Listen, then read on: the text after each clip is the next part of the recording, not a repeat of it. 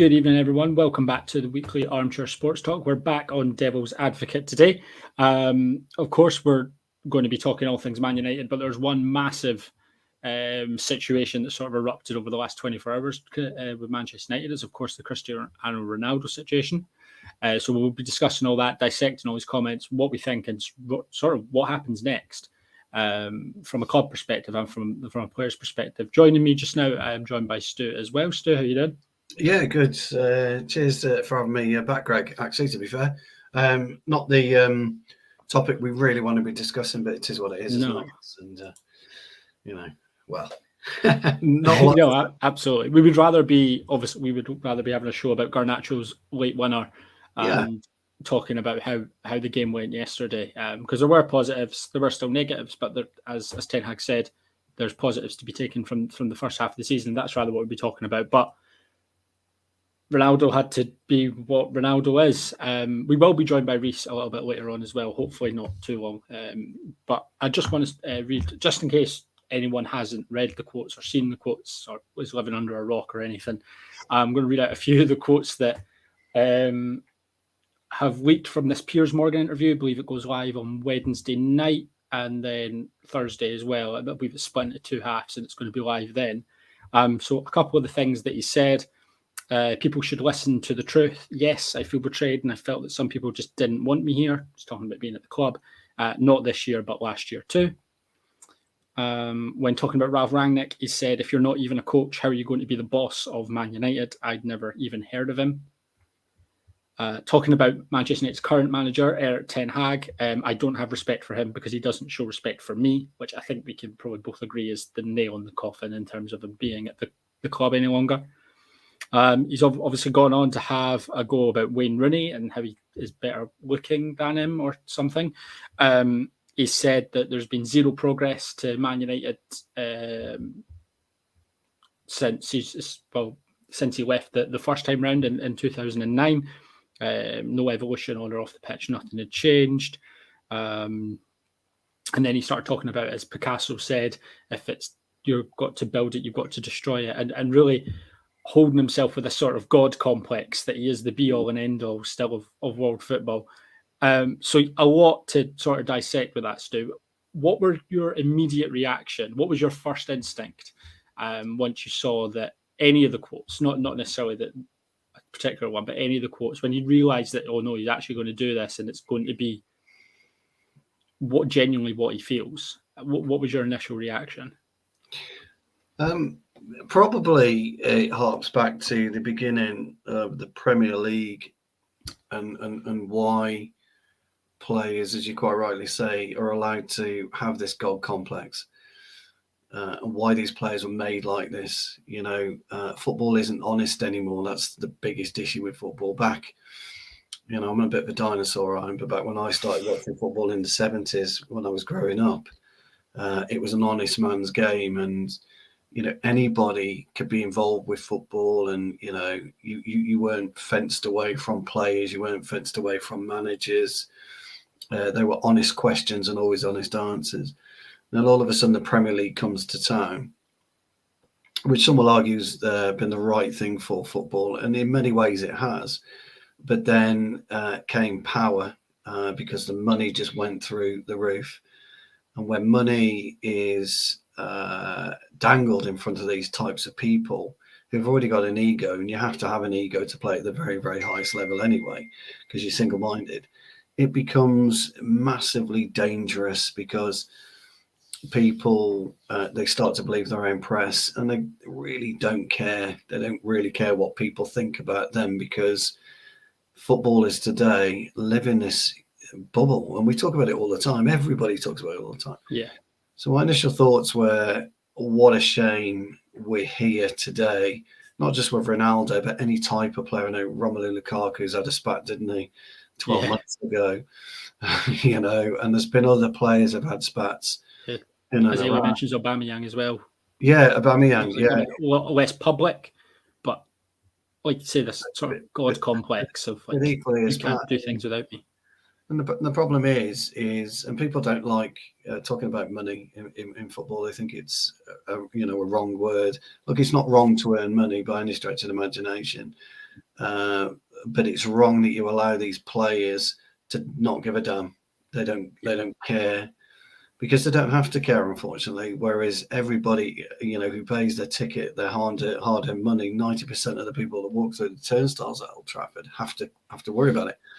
So because you don't have to worry about something, it then becomes an irrelevance to them. Well, you can fire me if you like, but I don't really care. You can do what you want to Fine me. Ronaldo what he wants. He's worth. Money's not an object to him, is it? I don't care. You can do what you like to me. I don't care. I'm going to say what I want to say, and I don't care. The consequences don't matter to me, because I've got this life and around me. When you're talking about the footballer, his first stint at Manchester United was wonderful. It took him time to get going, but it was wonderful. It was great to see, and he almost single-handedly decided he was going to become the player that he is today by his work ethic. Nobody else really had that in football. It wasn't really seen. Mm-hmm. But he's grown into this petulant child. Now, I was asked on a show a few weeks ago, I think you were on the same show, what did I think of Ronaldo walking down the tunnel? And I just said, I don't care. It just didn't bother me. It didn't bother me. Yeah. And it wouldn't have bothered any of the players. This will bother people. This will wind people up. And he's done it now because he doesn't have to go back to the club now. He's off. He's going to Qatar, but he'll bump into teammates. He's got to face Diogo Dalot. He's got to face Bruno Fernandes. Yeah. He could come across Harry Maguire at some point in the tournament. We don't know how it's going to transpire. And he's got, for once in his life, he will have something to answer to. Players must challenge him. The club must challenge him.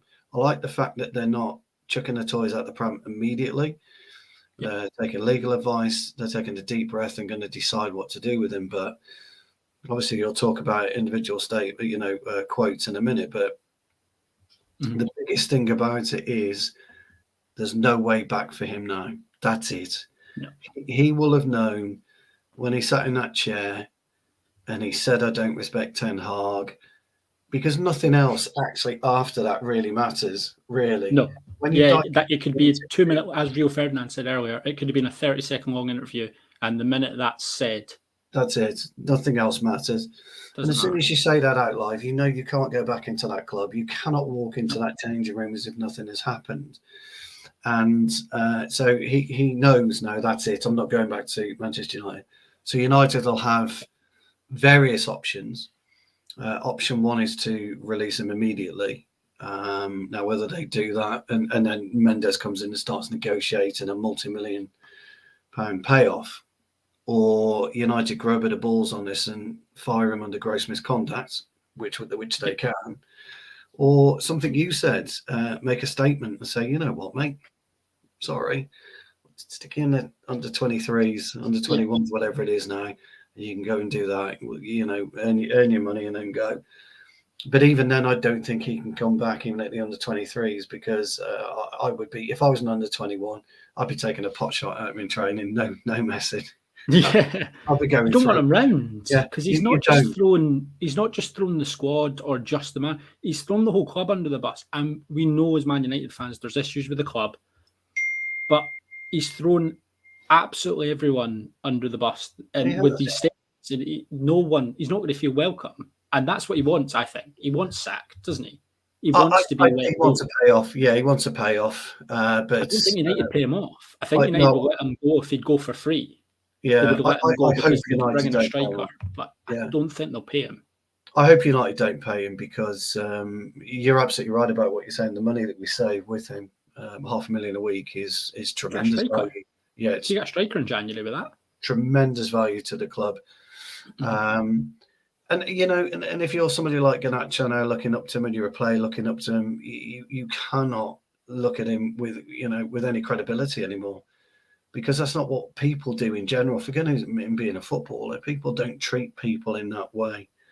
It's not the done thing, and it shouldn't be, the done thing. There'll be a lot of disappointed players there.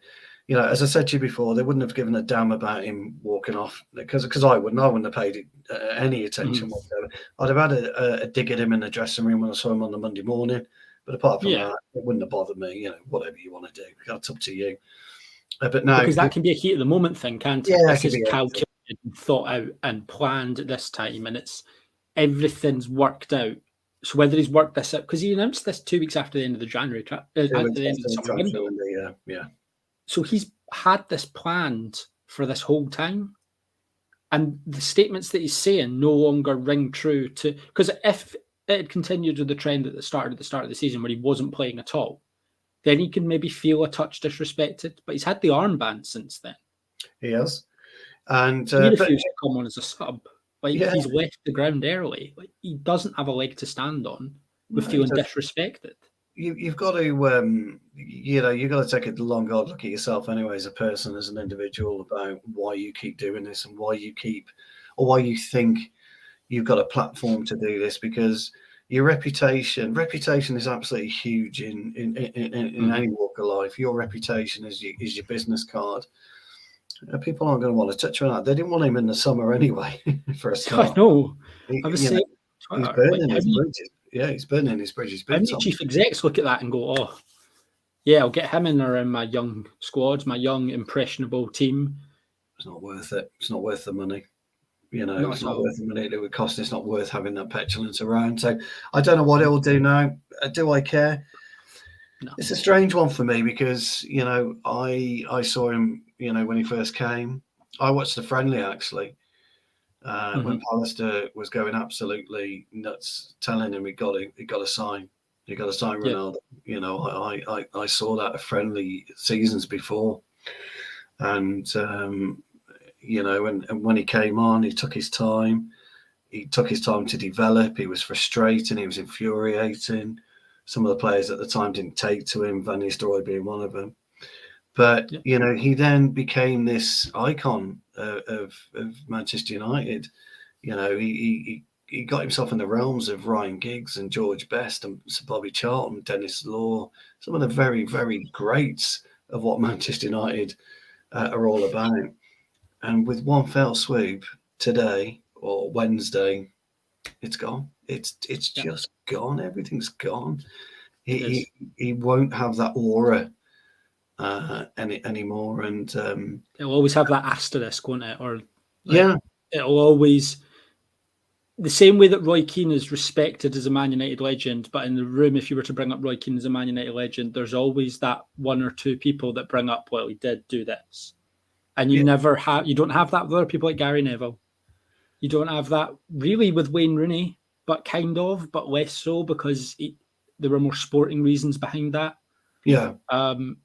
But other players, Rio, Vidic, the great midfield players we've had in the past, they don't, when you bring up their name, they are just in a Man United setting, they're just universally loved and adored. And Ronaldo will be that, but there will forever be that percentage that go, but remember this, remember that. You can do nothing wrong, But people have got short memories. You talk about Roy Keane and his acrimonious departure from Old Trafford. Actually, I didn't care about that. I liked it. I like someone who got the balls to come out and say, you know what, we were rubbish. You didn't pull your weight. Blah blah blah blah blah. Pointing the finger. I like that because when you're in a professional dressing room, actually any dressing room, if you've got a bunch of winners, if you're sitting around 7, 8, 9, 10 winners, absolute winners, do anything to win. You expect that, and you don't care. It's like water off a duck's back. Yeah, I know, mate. I know what I did. So I didn't really mind Roy Keane. Didn't mind Yap Stam either. His version. Fergie was made a point, but I didn't kind of mind. He was relatively outspoken. I don't mind players that are outspoken. I like managers that are outspoken because I'm sick of this. Oh, you put an arm around. Oh, get stuff. Fuck off. I'm not putting an arm around on anyone. Why? Why should I put my arm around you to say, "Oh, unlucky, mate"? What do you mean unlucky? Get a life. That's what I like about Ten Hag, though, because Ten Hag seems fully like, if you're not going to do things my way, I couldn't care less. Yeah, and that's how it should be. And somebody needs to bring. And I'm not just talking about Ronaldo, by the way, as a player. I'm talking about all players. They need to bring it. Listen, you've got to understand where you are. But again, unfortunately, like I say, Robbie Savage years ago made a great point. He was being vilified by a load of fans, and John Terry had a pop at him about why he's the overachieved in the game. And he just said something very, very simple, but very, very true. I got 10 million quid in the bank. what have I got to worry about? And it was such a statement that, you know what, he's absolutely right. Robbie Savage would be the first to admit he was an average footballer. Yeah. Average, very good at what he did, but nothing else. You know, there was no Yeah. flair with him, no skill. He was an average footballer, but he knew what it was all about. Phil Jones would tell you exactly the same. You can have a pop with me all you like, But I played for Manchester United. I pulled on an England shirt and I've got 50 million quid in the bank, because he probably has, or something along those lines. Yeah, all day. And he can do that. And this is what it's all about. When you're with rich people, and you've got to, everybody's got to understand this. When you're in rich people, you cause yourself the biggest problem ever, because you can't hurt them. People go to work to earn money, to live, eat, and feed the family, etc., etc., etc. You can't hurt somebody who's got 100, 2, 3, 4, 500 million quid in the bank, 50 million quid in the bank, 10 million quid in the bank. You can't hurt these people. Doesn't matter. And this is his problem. Some of the stuff, like you say, I think he was playing a little bit, playing to the crowd a little bit about what he said about the infrastructure. I think we can all agree we're way behind. Talking about other players, didn't like that, but I did like the part, if it's true, that he was talking about certain current players not really understanding what it's what it's like to be a Manchester United footballer. I like that side of it.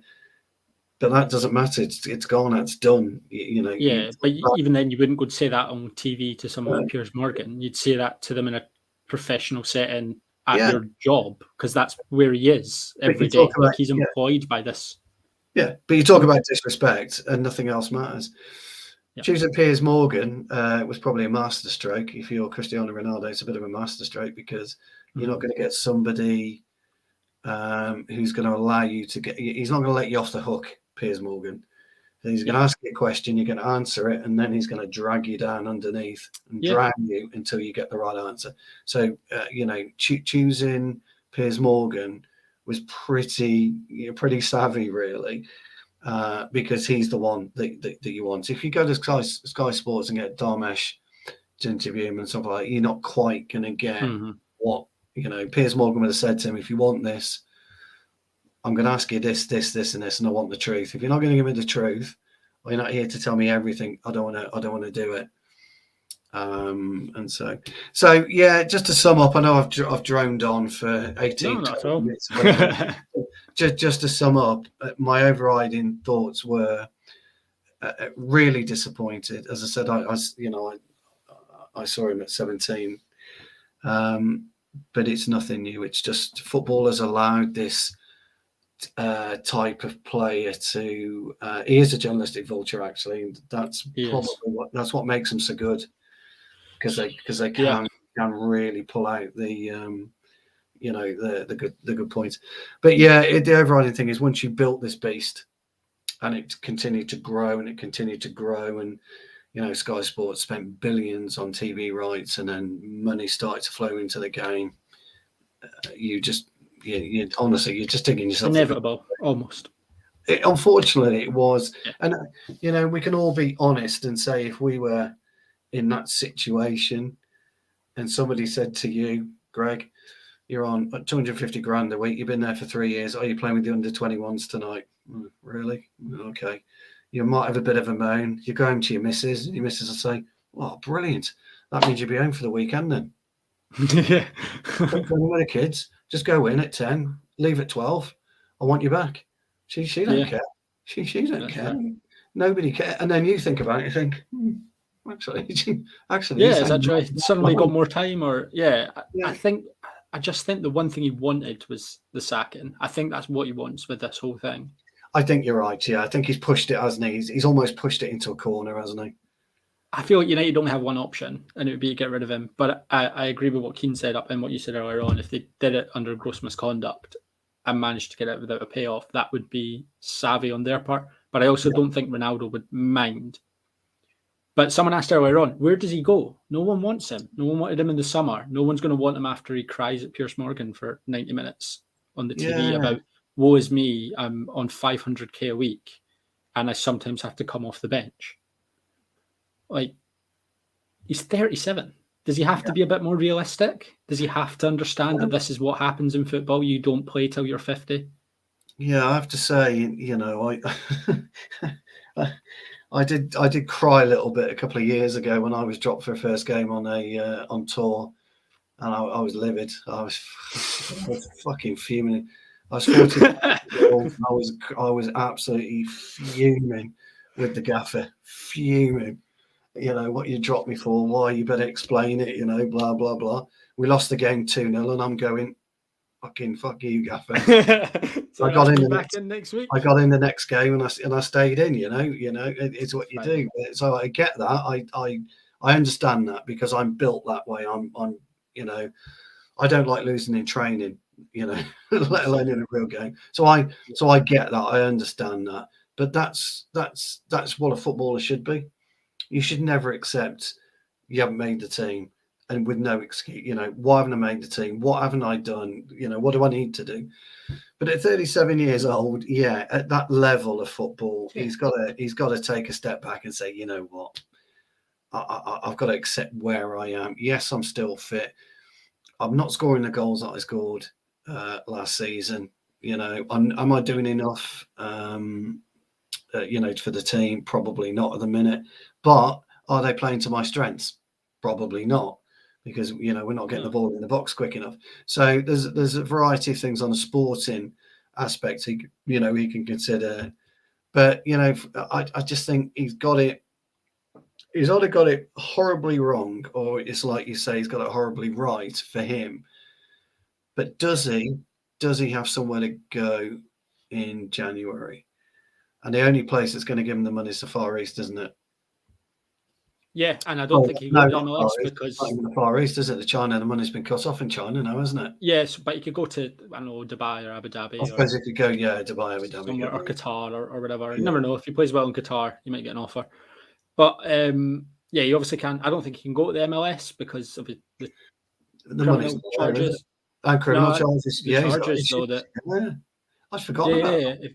If he lands there, he'll be put in front of a court and a judge. Yeah, I forgot that. Yeah. He's escaped that so far, hasn't he? Yeah.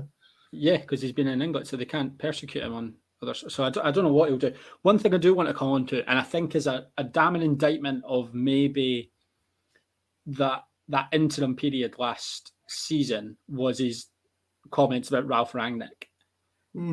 And if Ronaldo's coming out and saying that, and we know how much sway he had in that dressing room, especially pre-Ten Hag, does that maybe allude to the fact, or maybe paint a better picture of why Rangnick failed so miserably, and why there was a clear... To me, watching that Man United team last year under Rangnick was a team that were fully capable of doing what he asked them to do, but they didn't want to.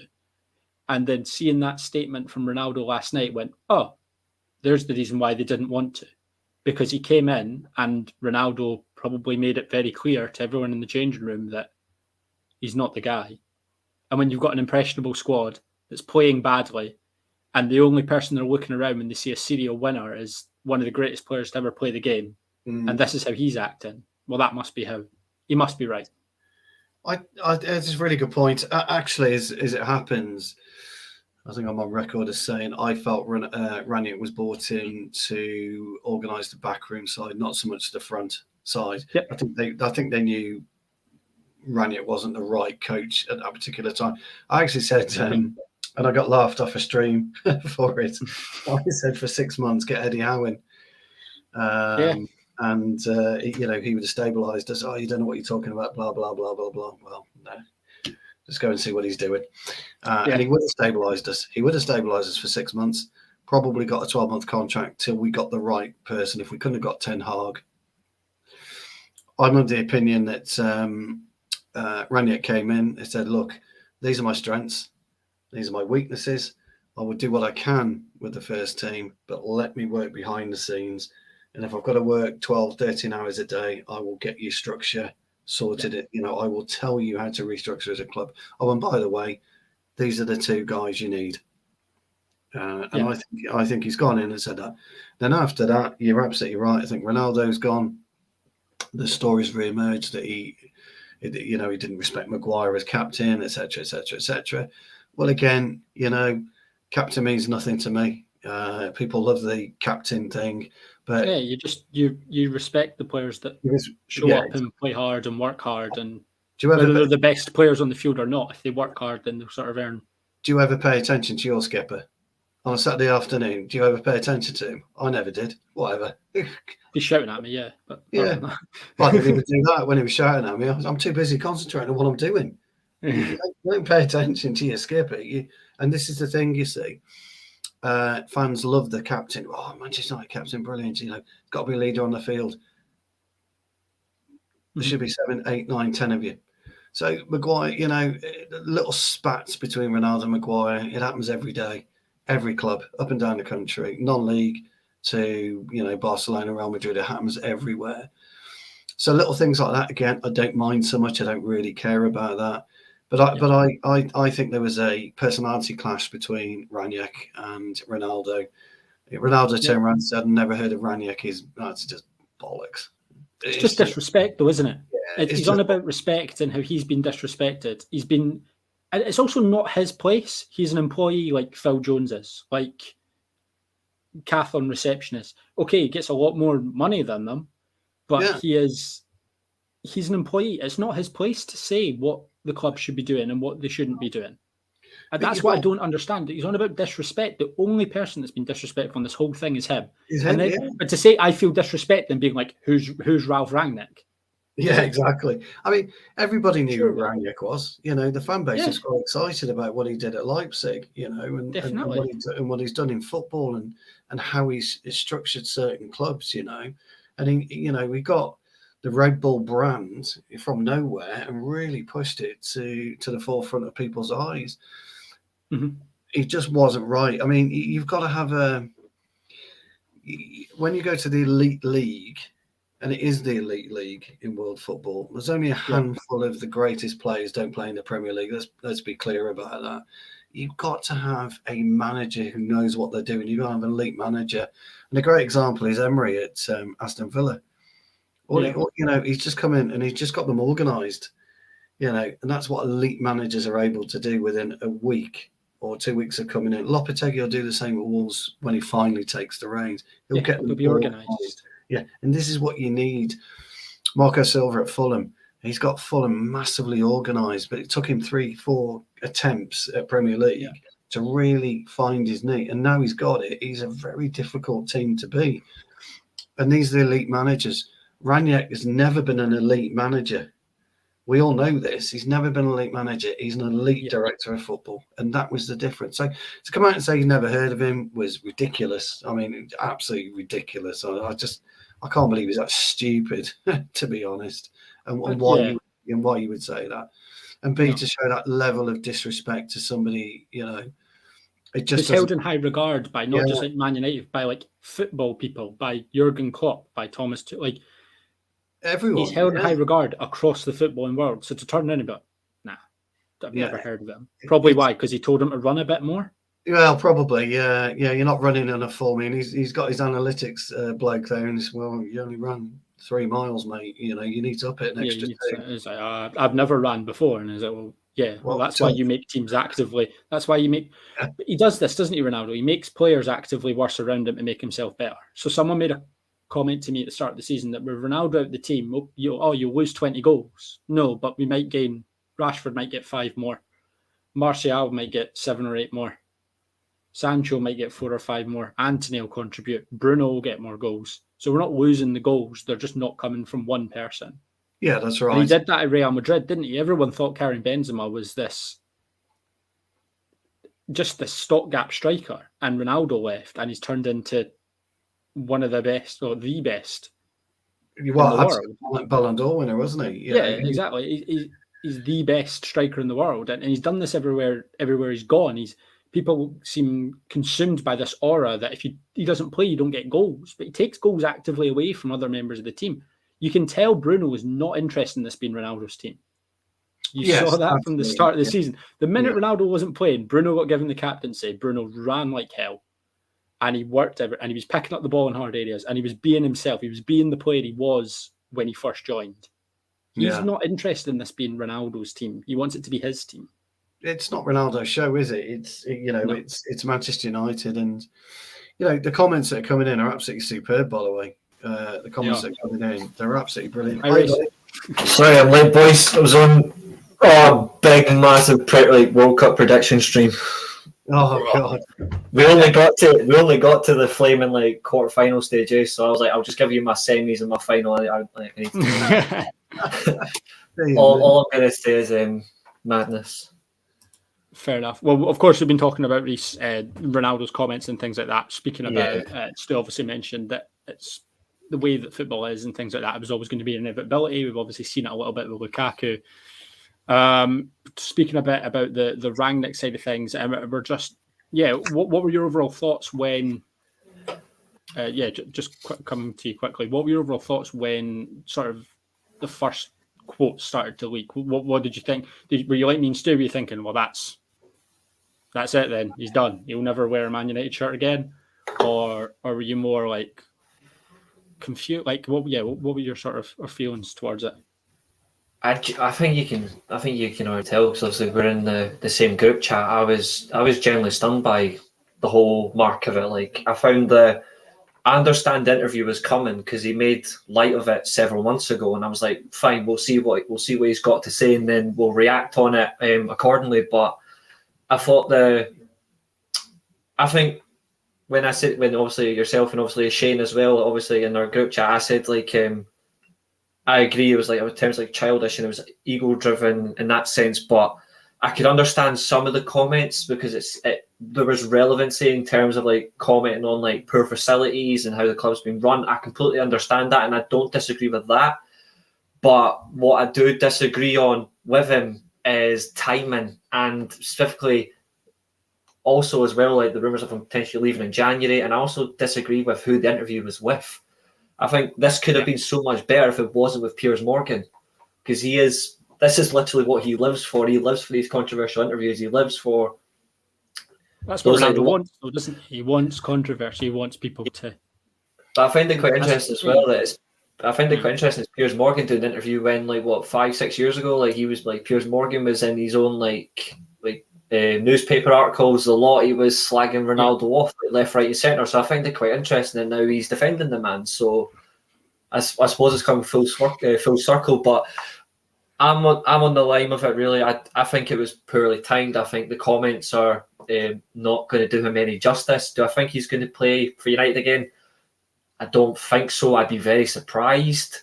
But I just found some of the respect comments as well, you saying certain people don't want him to be there, or the manager doesn't respect him. I haven't seen it. That's just me looking in. I haven't seen any outcome that Ten Hag doesn't respect him. You don't respect a player of Ronaldo's caliber if you don't make them captain, for example. Give him the armband last Sunday. That does not equal disrespect in my opinion. I think he was quite patient as well. Obviously, he had issues in the summer as well.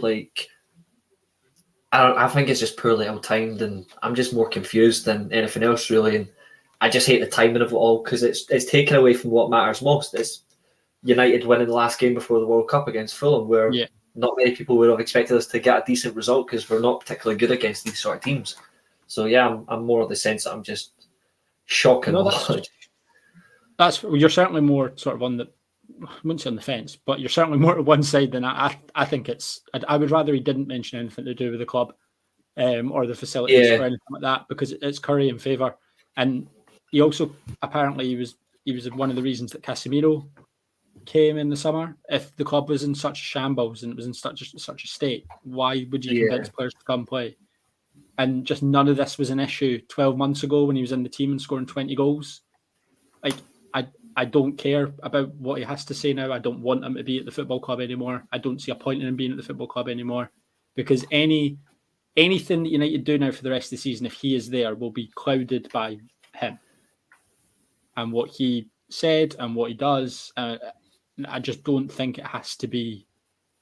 It just didn't have to be done. It was, like me and Stu said earlier on, it was calculated. He's worked it out when to release it. It's coming out this week for a reason. He doesn't have to go back to the club and face the music for anything.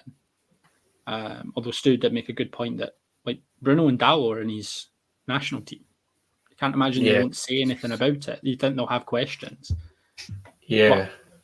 And Keane asked as well about his comments on Rooney. Now, I want to hold back on the comments on Rooney. I don't, because obviously he talks about how he looks, and they're obviously good friends. I don't know whether tone has to be taken into account with that comment alone.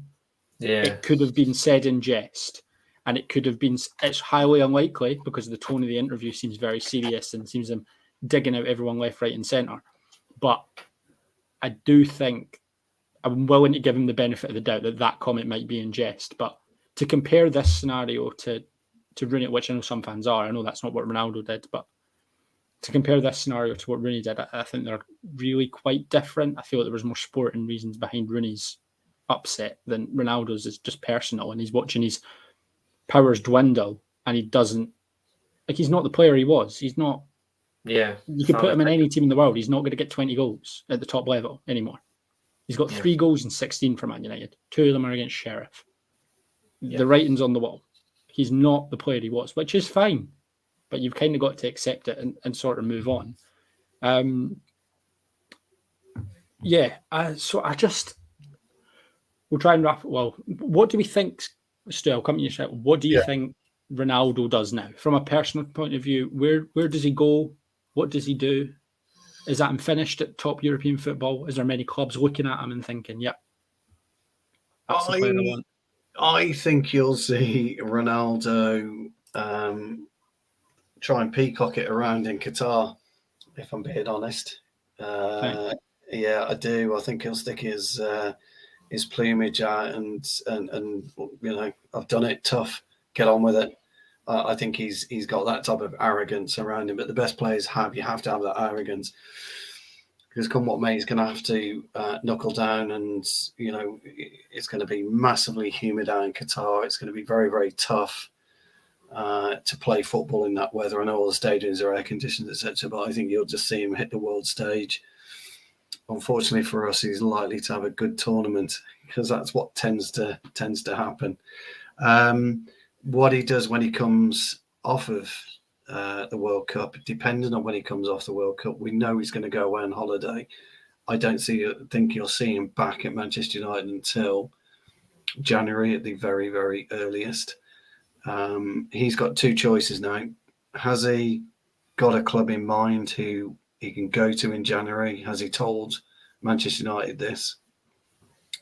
Or is our good old friend still trying to cast the net to see which club he can drag in, because he won't be able to go to any of the top European clubs because nobody will have him now. That's it.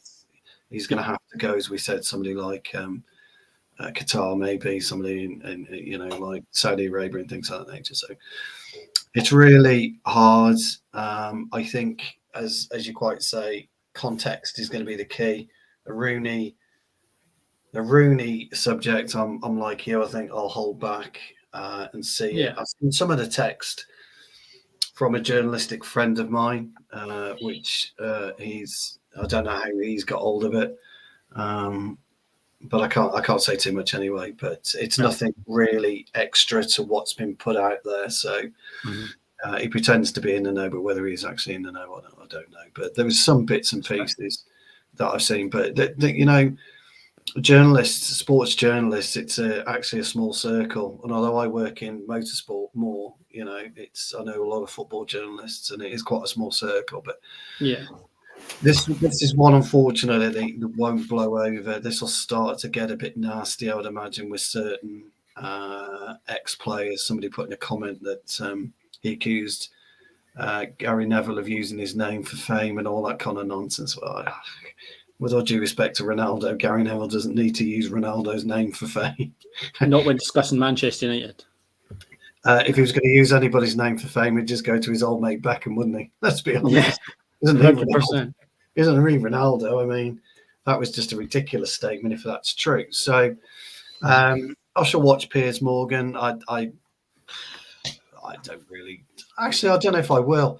Do you know what? I don't know if I will watch it. I don't know if I'll put myself... I don't know if I'll indulge him. No, that's what he I mean. wants, isn't it? Yeah, I don't know if I'll put myself through it. I don't know if I want to listen to the bullshit because it might antagonise me even more. Yeah. than what it has now. And but I kind of like Reece. The only thing I would say about Piers Morgan, by the way, pal, is I thought he's a masterstroke, mate. From a journalist, an amateur, I thought it was a masterstroke because, as I said to Greg, Piers Morgan, once he's got you on the hook, mate, he ain't going to let you get off it. He's going to absolutely just reel you in, and he will get to the bottom of what you're trying to say. Because he'll just say, "What are you trying to say?" Yeah, what are you going to say?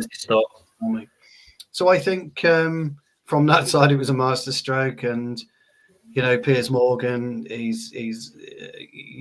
either like him or you hate him, and unfortunately, that's where Ronaldo's been. So the two come together quite nicely. Yeah. But what you said, Reece, about the kind of wording that Piers Morgan used in an interview 5, 6, 7 years ago, Ronaldo knew he couldn't go to Domesh. He couldn't go to Sky Sports and do this interview. He couldn't go to Gary Lineker and do this interview. He couldn't go to Gabby Logan and do this interview. He had to go with somebody who was controversial.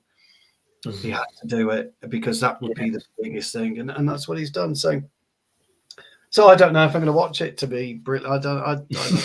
In fact, I'm playing footy Wednesday night, so there you go. Oh, there we go. So you won't be. Looking at, I do want to come to this comment here, saying I believe Ronaldo will regret this when it all settles down. Guys clearly out of balance, never faced adversity in his life like this before regarding his kids and football career. Whilst I absolutely appreciate that the thing he's gone through over the last 12 months with these children, obviously losing one kid, and then obviously his daughter, was it his daughter or his son? We hear the twin daughter is ill, don't we? That's what we hear, yeah, was ill pre-season, which Man United accepted, by the way, accepted that he wouldn't go on the season tour. So I don't know again where the disrespect came from. But whilst I appreciate that a situation like that, and if you're having times like that, could result in things being like flying off the handle, short patience, things like that, you're going to be struggling a little bit more. I don't think it excuses it's just so well thought out. It's a grand plan. Yeah. That's not an excuse.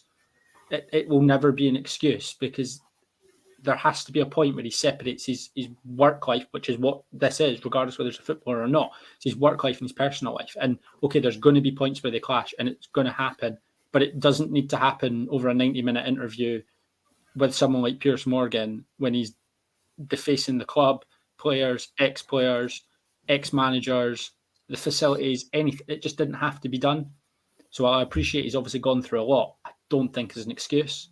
And that's why, honestly, I don't care what he has to say. I will watch it because I'm intrigued to see, just to have the gall to say that about your employer, like on telly.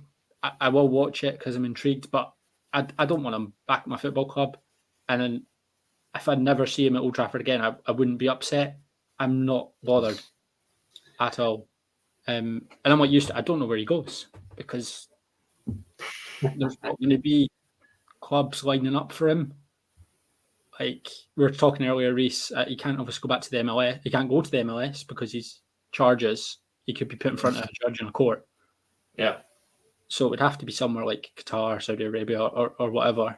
It won't be PSG either because Campos came out today saying that he thinks the PSG squad should be younger and it should be slimmer as well. He thinks the squad is too big, so PSG are ruled out as well. It's going Parisian, that is, isn't it? They're going all Parisian. Yeah, definitely. There's absolutely no way that Ronaldo would go anywhere near Mbappe, Messi, and Neymar. Yeah, oh no, he couldn't handle that. Having Ronaldo there, the manager just might as well just whatever that. The image and the ego, like. Don't you want to be in that dressing room? Just can't not like. But he won't be able to handle it. Like if he was having a bad time of it, he wouldn't be able to handle it. He's not the player he was. Yeah, it's bad enough with Mbappe giving it the big and every day, isn't it? Yeah, Messi and Neymar. Jeez, I'm Ronaldo. Christ, if you're in that first team squad, you just be, I'm not going in today. No, I'm not going in. Sorry, I'm still sick. You've had a cough. I've got a headache. It do you nuts in that one. I think it's got to be someone like Bayern. He won't get a Bayern. He won't get a Milan. There's no way. Chelsea might be dumb enough. Do you know something? I think They might be stupid enough. I think Todd Bowley would be stupid enough. I don't think Graham Potter would be. A bit like Tuchel. No. I think Tuchel turned and said, "No, mate." Tuchel saw this coming. He did, and I think Graham Potter would be thinking, "No chance. I'm having a tough enough time as it is." He could just no. I don't. Can you imagine him and Aubameyang together? Just asking for trouble. It is Just just Bowley. Todd Bowley, by the way, is dumb enough. Absolutely dumb. I think that may actually happen just for that pure reason, but I don't realistically know what to expect. But wherever it goes, fine. So, well, Chelsea are about to implode anyway, aren't they? You know, the way that he's running the club. And it's not Potter's fault. I feel for Potter. Ronaldo works at the honestly. Potter might just resign. I'm just going to resign, mate. You know, you don't want anything to do with that, do you? Let's be honest. You can't go to Dortmund. You can't go to Dortmont because Royce wouldn't have him at Dortmund. You won't afford him. No, go to City. Just go to City then. That's the last thing I was going to ask. Obviously, there was a lot of people on Twitter that were saying, "Oh, if you hadn't signed a year ago, they would have won City their first Champions League, and we wouldn't have to deal with all this." Would you trade that? I don't buy it. I don't buy the argument what they're saying. He was never going to go to City because Fergie. I think he was going. I don't think he cares. Like you can say, "Oh, I don't think he cares." I don't think. But I think Fergie. I think it's true. I think Fergie did step in on that and said, "Look, mate, you need to really consider." Would he have won their Champions League? No, I don't believe so. I don't think so.